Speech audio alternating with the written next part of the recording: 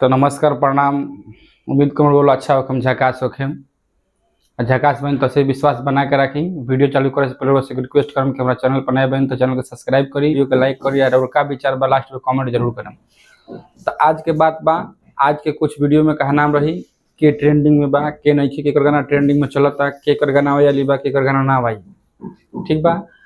आ कुछ बात हुई राजनीति पर हमारे वीडियो जाके देख लो। भविष्यवाणी हम कह दिल नहीं कि के जीती के ना जीती, वो वीडियो जाके देखे लो चैनल पर तो मालूम चली के भविष्यवाणी लोग कहले के करा के ना। तो रुआ से कहे कि यह बा कि इतना दिन के बाद में पहली बार अवधेश प्रेमी की एगो गाना ट्रेंडिंग में गई बा। वो ट्रेंडिंग नंबर कितना 15। जानता नहीं कौन गाना है? पहले गाना सुन ली।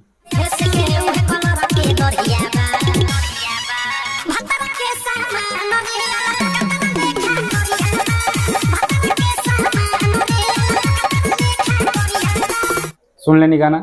देखी सबसे बड़का बा जे कि आज तक कोनो गाना कहले नहीं, दो वीडियो में पहले कि गाना ट्रेंडिंग में नहीं किया कैसे। सब जना चुनाव में बिजी वालो, इलेक्शन में जने तेने बिजी वालो, लेकिन हाँ चाहे राजनीति होके चाहे सिंगर होके और चाहे कोनो शो होके, हर जगह यादव जी के जलवा मस्त है। कैसे ट्रेंडिंग में अवधेश प्रेमी यादव इनकर जलवा बा, ट्रेंडिंग स्टार वो यादव इनकर जलवा बा। राजनीति में तो जानते बने तेजस्वी लाल यादव इनकर तो जलवा बा। तेजी से कहता नहीं हर जगह यादव लोग के जलवा बा। तब वीडियो आगे बढ़ाओ तनी, फिर से कहता नहीं हमारा चैनल पर नया तो चैनल को सब्सक्राइब करी, एक बार सपोर्ट करी, लाइक करी। देखी कहल गई बा कि ट्रेंडिंग में हम कलर नहीं कि ट्रेंडिंग में कोई गाना नहीं है, लेकिन ट्रेंडिंग में गाना बा। अब वो गाना दो गो ट्रेंडिंग में भोजपुरी के, एगो बा 34वां रैंक पर, एगो बा 15वां रैंक पर। 15वां रैंक पर गाना बा। सब थोड़ा अभद्र गाना बा, लेकिन गाना अच्छा बा कि सैया के सम्मान आएगो कॉमेडिया धीरे धीरे करे प्रमोद प्रेमी लाल यादव के। उहो यादव भाई कहीं होके यादव लोग के जलवा बा, चाहे राजनीति होके चाहे राज सिंहासन होके, यादव लोग के जलवा मशहूर। देखी गाना निमन होके चाहे बाउर होके, ट्रेंडिंग में तबा भैया। ट्रेंडिंग में बात तो यादव जी के गाना कबहू बाजत रहल बा। खेसारी लाल यादव, प्रमोद प्रेमी यादव, अवधेश प्रेमी के माने कोई जाने बाना, शशि लाल यादव कोई जाने के बारे जकर गाना बाजत रहता बढ़िया बाजता। एमे रहल बात कुछ राजनीति के बात बा। तर देखी राजनीति कोनो सिंगर के ना होला, जे पैसा दी ओकरा लगे जाई, चाहे चुनाव प्रचार करी, कोनो ऐसे फंक्शन बजौना के गाई संगीत बजाई, तो कोनो राजनीति से कोनो लेन देन ना होला सिंगर के। कैसे कि अभी देखी पवन सिंह के वही गाना आइल बा।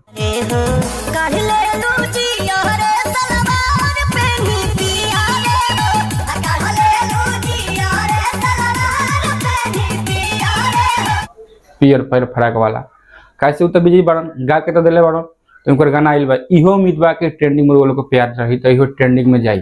अब ट्रेंडिंग नंबर वो 1 पर भेजता नहीं कि 2 पर भेजता नहीं, कितना भेजता नहीं हमारा मालूम नहीं है। वो लोग के प्यार, वो लोग के विश्वास और वो लोग के चाहत बा जे कितना नंबर भेजता है वो पर डिसाइड बा। टाइम ऑफ कुछ ऐसे म्यूजिक के नाम बा, टाइम ऑफ भोजपुरी, तो यही चैनल से आइल बा। और लोग जाइन लो, सुनी लो, प्यार दिलो कि पवन सिंह के एगो राजनीति में उठाते बन लो, एमे उठाई लो ट्रेंडिंग नंबर 1 पर चल जाबी। तो जाके चेक करी ट्रेंडिंग नंबर यूट्यूब में जाके ट्रेंडिंग नंबर म्यूजिक सेक्शन में, तो 2 गाना है, एगो 15 रैंक पर। और वो लोग एगो और बात बता दी कि एगो चंदन चंचल के गाना वाली बा, एगो शशि लाल यादव के गाना वाली बा। खेसारी लाल के तावते बरोबर से बताते बनी कि 1 तारीख के बीच में वो गाना वाली बा। 3-4 जना के गाना वाली बा, बहुत बढ़िया प्यारा गीत वाली बा, इतना जबरदस्त गीत वाली बा। फिर वो सुने वालों तो सोचे हम लोग कि कैसन गीत आइल बा। चंदन चंद्र के तो जानते बनता नहीं, उरे भी गावलन कबो कबो अच्छा गा देवेलन, तो उनको गीत अच्छा आवता। शशि लाल यादव के भी आवता, रितेश पांडे के भी आवता, धनंजय धड़कन के भी आवता। छोटा मोटा कलाकार के जो भी बानू गीत आवता तो साफ सुथरा गीत आवता, अश्लीलता से हट के। तो अश्लीलता के हटावे के सबसे बड़का अच्छा और बढ़िया मौका बा। तो अश्लीलता को रहुए हटाई, रहुए अच्छा गाने को सपोर्ट करी। जैसे कोनो गाना के खराब गाने के इतना सपोर्ट करता नहीं कि समझे हाईलाइट में होता, भले ट्रेंडिंग में रहो चाहे ना रहो, लेकिन बाजा तक हो। अच्छा गाना के कौन रिस्पॉन्स नहीं करे, तो क्यों मजबूरी का बता नू खराब गाना, तो मजबूरी खराब गाना गाइबे करी जब वो अच्छा गाना के सपोर्ट ना करम। तो यही से कहता नहीं वो अच्छा गाना के सपोर्ट करी। 4 जना के गीत 5 जना के आवता, बढ़िया बढ़िया गीत आवता, वो लोग बता देनी कि यही हफ्ता में आवे वाली बा। हम बहुत जल्द बताइबो करें आ लेके रोल को सुनाइबो करें।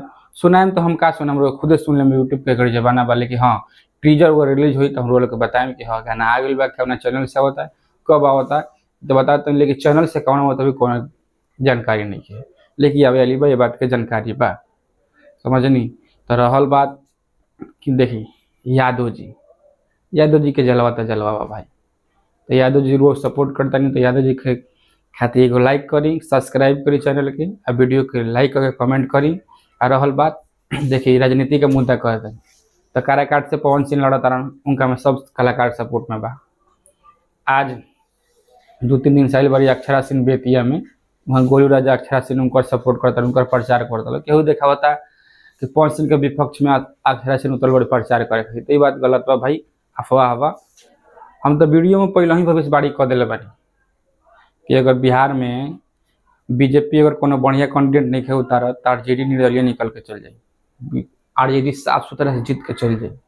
कैसे इतना आरजेडी वाला ना बढ़िया प्रचारक उतर गए बन तेजस्वी कुमार यादव, ये कहे लायक ना। बीजेपी के लिए कोनो अच्छा कैंडिडेट नहीं बा, मनीष कश्यप रहन, चिराग पासवान रहन, मनीष कश्यप से लोग के विश्वास टूट गए।